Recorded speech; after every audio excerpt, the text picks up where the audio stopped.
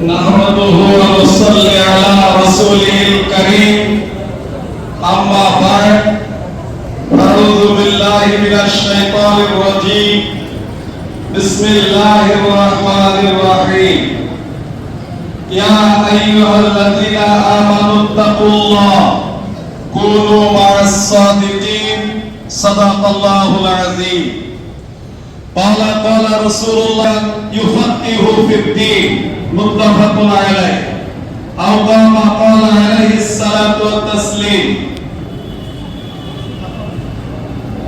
আলহামদুলিল্লাহ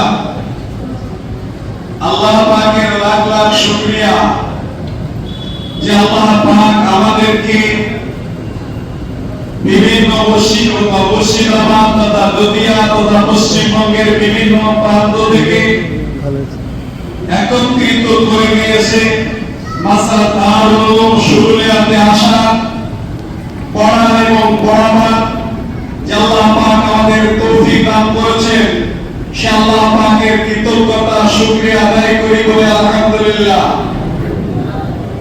তারপরে পরে তার প্যারা হাবিব ইমামুল আম্বিয়া সাইয়্যিদুল বাশার শাফিউল মুজতাবিন খাতিমুন নবিয়্যিন রাহমাতাল লিল আলামিন রাসাতাহরে মদিনা মুনাওয়ারাতে অবনীত শান্তির দ্বারা বর্ষিত বলে আল্লাহুম্মা আমিন।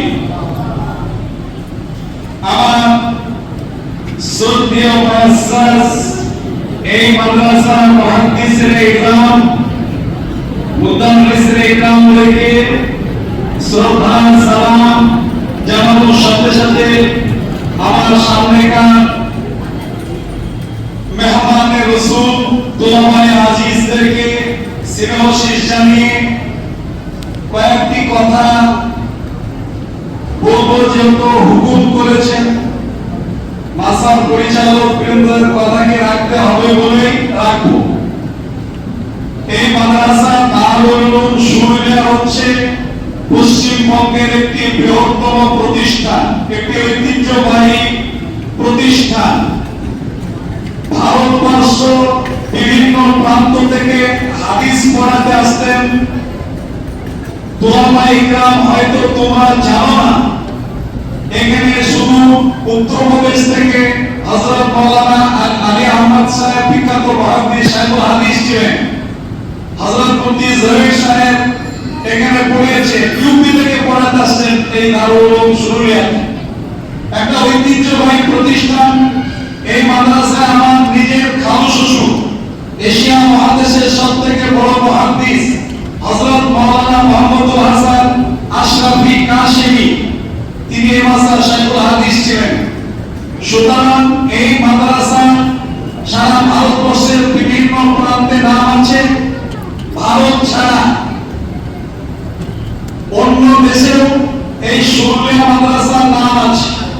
লন্ডন বলুন, আফ্রিকা বলুন। তার রাত্রে মেহমানের সাথে আলোচনা হচ্ছিল যে আফ্রিকাতেও এই শুরুলিয়া মাদ্রাসা আছে।